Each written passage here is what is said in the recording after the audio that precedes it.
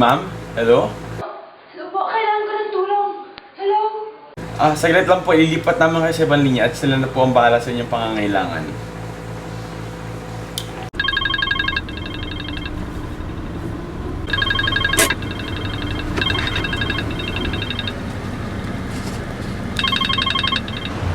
Hello? Officer Raul speaking. Lolo! Tulungan niyo po ako! Para awa niyo na para lumalabas na ang aking kaluluwa sa sakit. Sandali lang po, ma'am. Kailangan ko po ang pangalan nyo at saan po ang address nyo. Si Nicole Labin, nakatira sa 9 Banes, Ermita, Manila. Tulungan niyo po ako. Ma'am? Ma'am? Ma'am! Tumawag ka ng backup para mapunta na nila ang biktima. Sige po, sir.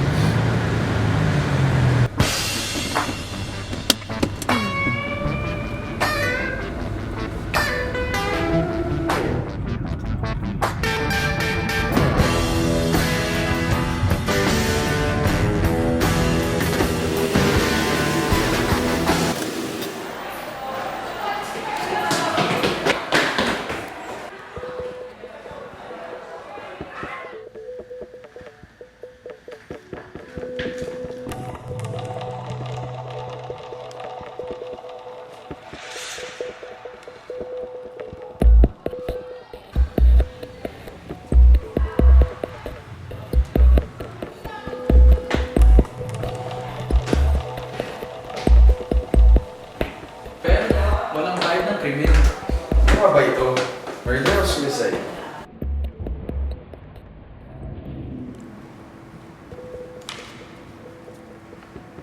May diferensya pala siya sa kanyang katawan. Maaari ba ito ang sanhi ng kanyang pagkamatay? Kakaiba siyang nilalang. Wala rin tama, wala rin gasgas. Ano nga ba ito?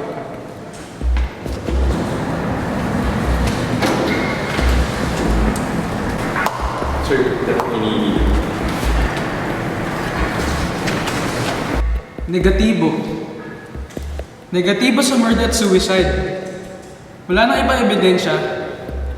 May malakas ang palagay ko na sanhi ito ng kanyang sakit.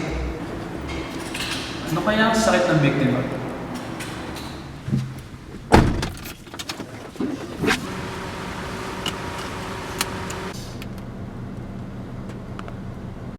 Ito na ang mga nagbabagang balita sa oras na ito.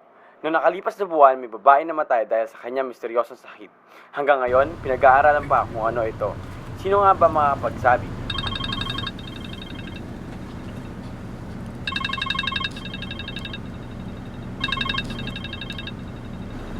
Raul, nakalalan mo ba ako? Si Teresa Reyna to. Teresa? Teresa Reyna? Yung sikat na profesor? Ba't ka napatawag? Oo, kakarinig ko lang kasi ng pangalan mo dun sa balita. Narinig ko na may pinag-aaralan ka na special na kaso tungkol sa taong na may kakaibang disorder.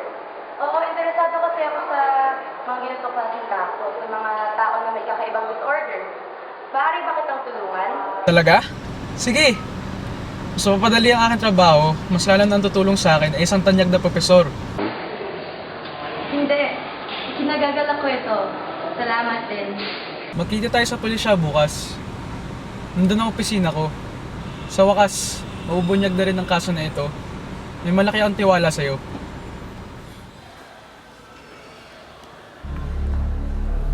Seryoso talaga si Teresa sa kasong ito. Anong misteryo kaya ang tinatago niya? Babalikan ko na lang mamaya.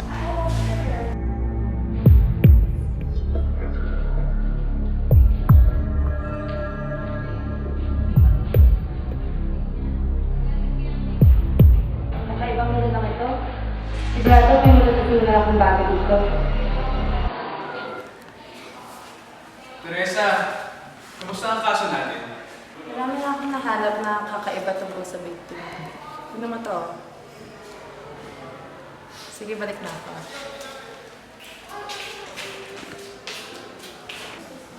Teresa, hindi ka pa ba uuwi at magpapahinga?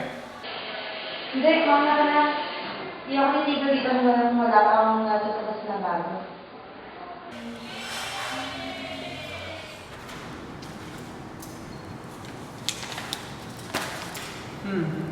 Nicole, parang ang bilis ng pag-iimbestiga nito. Papag-aralan ko nga ulit kung ano sakit niya.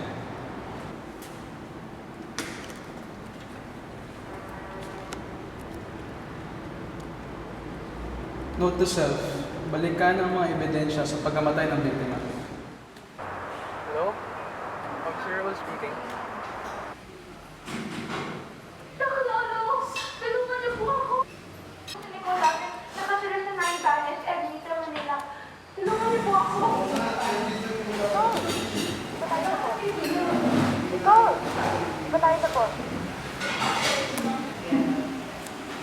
Nagkakaibang boses. Kanino kaya yun?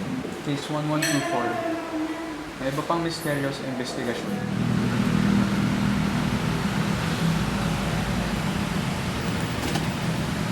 Ngayon ay bibistahin ko ang bahay ng biktima ng kasong 1124. Titignan ko muli at saka inspeksyonin muli ang pangyayari. Mukha mo ba yun? Saan? Parang kilala ko yun eh. Si Teresa yun ah. Si Teresa Reyna ay galing sa loob ng bahay ng biktima. Ang tanong, paano siya nakapasok doon?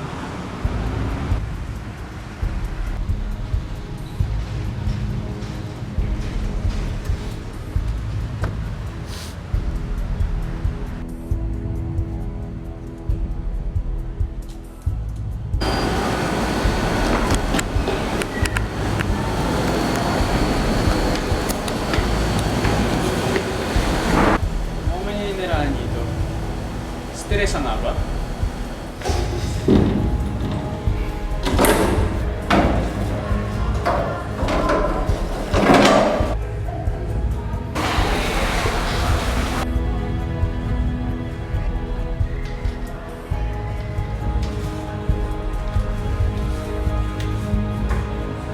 Detalye ng ibang mga tao na lahat ay may diferensya sa katawan? Posible nga ba? Tama ba ang aking hinala?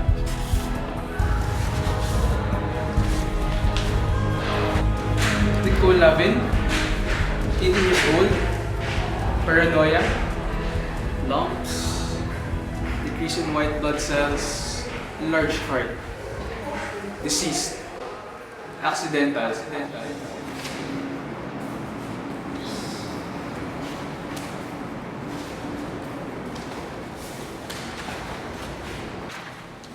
Raul, kung hindi dahil sa'yo, hindi ko madidiscover to. Nagawa ko na yung hindi ko pa nakapag-aralan dati. Napakasaya mo, Teresa. Tapos mo na? Tapos na, waging-wagi. Sa susunod na linggo, magkakaroon ako ng conference na kabibilangan ng mga mahuhusay na doktor, profesor, at pati na rin ang media ay pipatawag ko. Ukol ito sa aking mga nadiskubre. Isa lang namang tagumpay. Napakahusay mo nga talaga. Ano nga ba ang disorder ng biktima? Mahaba, pero ito i-explain ko sa'yo.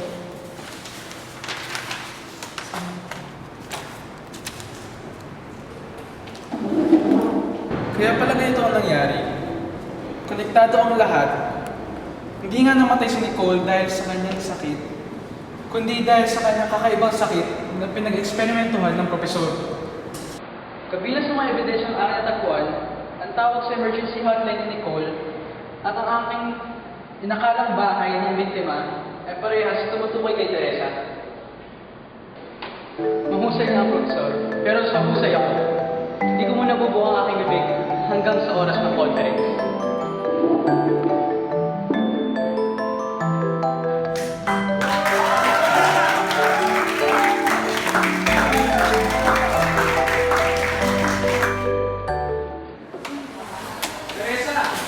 Sa ngalan ng batas, ikaw inaaresto namin sa kasong fraud. Tsaka pag-eksperimento sa mga iba't ibang tao. Sumuko ka na. Bunyag na ang mga plano mo. Alam mo kung ba't mo ginagawa lahat ito. Ginagawa mo ito para hindi tulungan ako, pero para sa sarili mong interes.